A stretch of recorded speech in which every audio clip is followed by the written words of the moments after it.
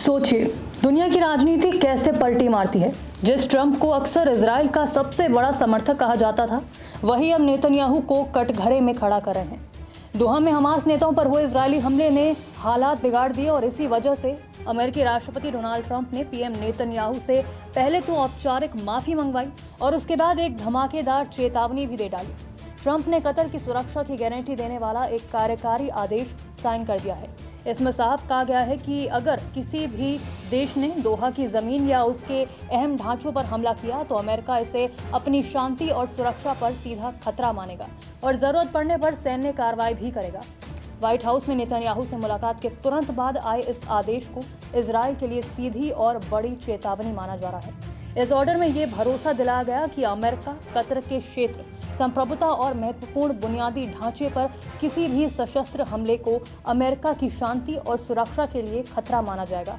आदेश के मुताबिक ऐसे किसी भी हमले की स्थिति में अमेरिका अपने और कतर दोनों ही के हितों की रक्षा और शांति और स्थिरता बहाल करने के लिए सभी वैध और उचित उपाय करेगा, जिसमें राजनयिक, आर्थिक और अगर जरूरत पड़ी तो सैन्य उपाय भी शामिल होंगे। आदेश में साफ लिखा गया है कि अमेरिका के रक्षा मंत्री, विदेश मंत्री और राष्ट्रीय खुफिया निदेशक मिलकर कतर के साथ एक साझा रणनीति तैयार करेंगे। इस रणनीति का मकसद ये होगा कि अगर दोहा या कतर पर बाहर से कोई हमला होता है तो तुरंत जवाबी कार्रवाई की जा सके और दुश्मन को पता चल जाए कि अब खेल आसान नहीं है। यानी कहने का मतलब है कि अमेरिका सिर्फ कागजी भरोसा नहीं दे रहा, बल्कि सैन्य, कूटनीतिक और खुफिया तीनों मोर्चों पर कतर के साथ खड़ा रहने की गारंटी दे रहा है। खाड़ी क्षेत्र के अन्य देशों की तरह कतर भी अमेरिकी सैनिकों की मेजबानी करता है और इसके बदले उसे वॉशिंगटन से सुरक्षा का आश्वासन मिला हुआ है। यही वजह है कि अब खाड़ी देशों के बीच ये बहस तेज हो गई है कि क्या अमेरिका अपने सहयोगियों के बीच इस टकराव को काबू में रख पाएगा या नहीं। आपको बता दें कि कतर गजा में युद्ध खत्म करने में मध्यस्थ के तौर पर एक महत्वपूर्ण भूमिका निभाता है। 29 सितंबर को ही नेतन्याहू ने फोन करके कतर के प्रधानमंत्री शेख मोहम्मद बिन अब्दुल रहमान अल थानी से हमले के लिए माफी मांगी। व्हाइट हाउस की ओर से मिली जानकारी के मुताबिक दौरे के दौरान इजरायली प्रधानमंत्री नेतन्याहू ने दोहा में हुए हमले पर पछतावा जताया।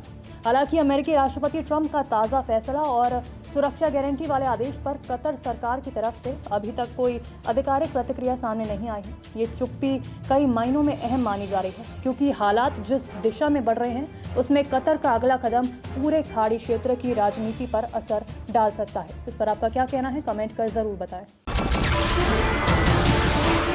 नमस्कार, मैं हूं मानक गुप्ता।